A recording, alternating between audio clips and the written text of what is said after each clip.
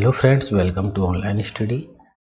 SSC GD previous year exam की series को आगे बढ़ाते हैं और आज देखते हैं कि 1 फरवरी 2023 को 9 बजे से 10 बजे तक जो एसएससी जीडी ने एग्ज़ाम लिया था उसमें किस तरह के क्वेश्चन पूछे थे। ठीक है, चलिए वीडियो को शुरू करते हैं। ठीक है दोस्तों, हम आ गए हैं part B, general knowledge and general awareness पे। ठीक है, जो सबसे इम्पोर्टेंट टॉपिक है। देखते हैं पहले क्वेश्चन में क्या पूछा था। 1873 में उन्होंने सत्यशोधक समाज की स्थापना की। यहाँ उन्होंने किसे कहा जा रहा है। ठीक है, तो सत्यशोधक समाज की स्थापना की थी ज्योतिबा फूले ने। और किस सन में की थी? 1873, याद रखेंगे।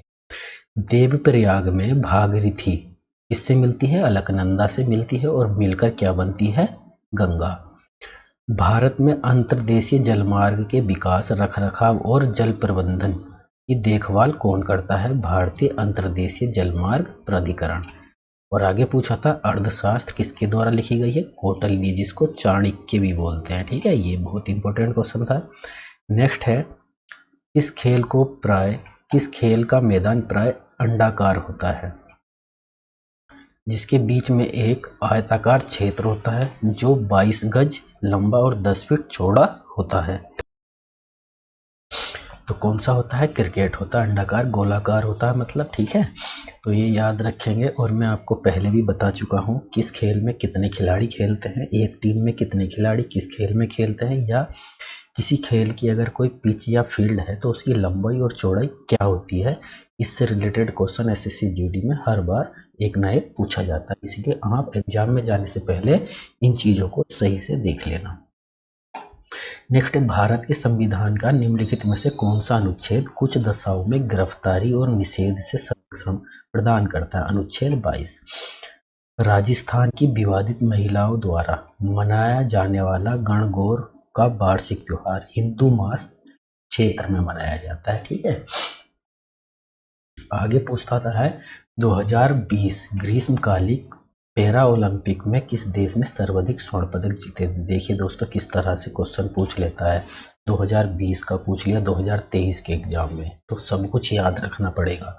ठीक, अगला क्वेश्चन था निम्नलिखित में से कौन सा अप्रत्यक्ष कर का उदाहरण है? जीएसटी। ठीक है, जीएसटी का पूरा नाम, जीएसटी कब लागू हुआ, ये भी याद रख लेंगे, पूछ सकता है।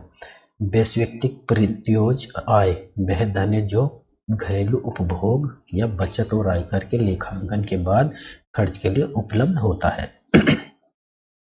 11वें क्वेश्चन में पूछ रहा था, यदि 4 मजदूरों की जरूरत है और 7 काम कर रहे हैं तो 3 अतिरिक्त मजदूर किस तरह की बेरोजगारी से पीड़ित है? प्रच्छन्न बेरोजगारी से। चूना पत्थर, खड़िया और संगमरमर कैल्शियम कार्बोनेट के विविध रूप हैं।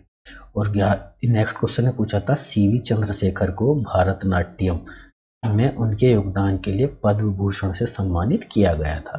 ठीक है, 14वां क्वेश्चन में पूछ रहा है, क्षारक लाल लिटमस पत्र को नीला कर देता है। ये एनसीईआरटी बुक में मिल जाएगा आपको, उसको सही से पढ़ लेना एग्जाम से पहले।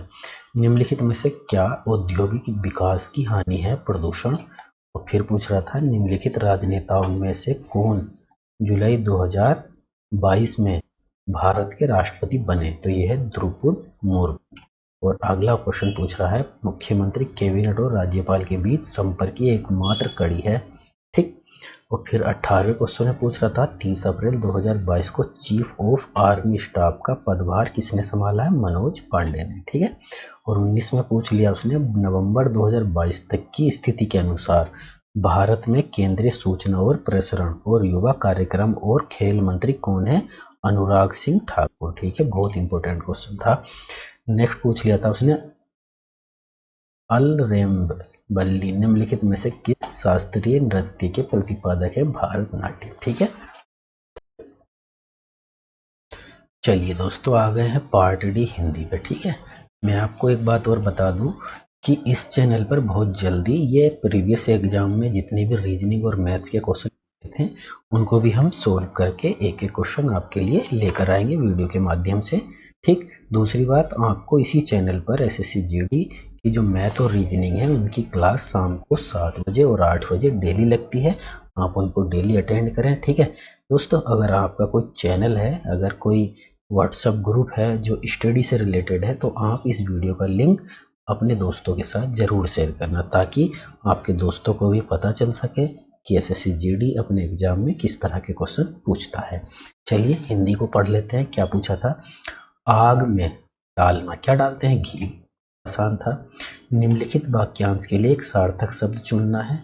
विपर्याप्त, अस्त व्यस्त हो जाना। महात्मा गांधी की साधना असाधारण थी।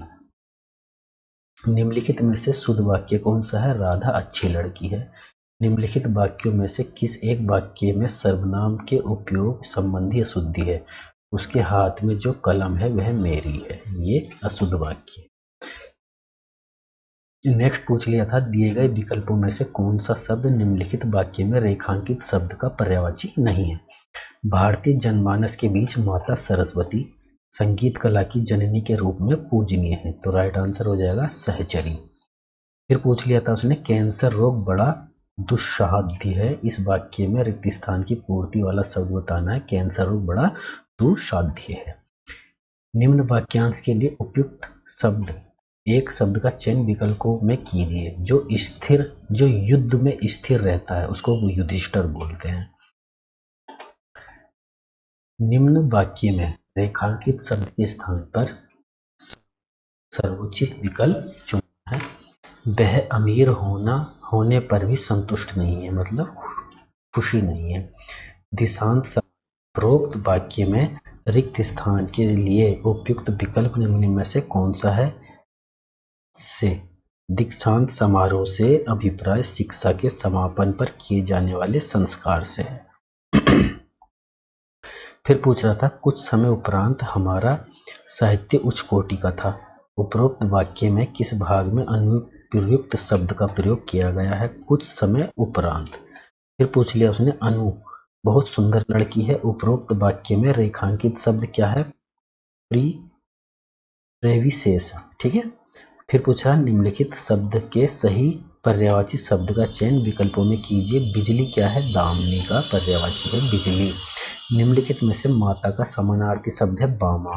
और फिर 15 में पूछा था, निम्नलिखित मुहावरे के लिए उपयुक्त सार्थक शब्द क्या होता है? आसमान पर चढ़ना मतलब अभिमान होना। ठीक है। ये देखिए, मुहावरे हो, पर्यायवाची हो, अनेक शब्द के लिए एक शब्द हो, इस तरह के क्वेश्चन बहुत पूछे जाते हैं। सही से पढ़ लेना। और हर एक सेट में ये 5 नंबर का पैसेज आता है। इसको पढ़कर आपको 5 क्वेश्चन देने होते हैं। बहुत आसान है। देखिए पढ़ लेते हैं।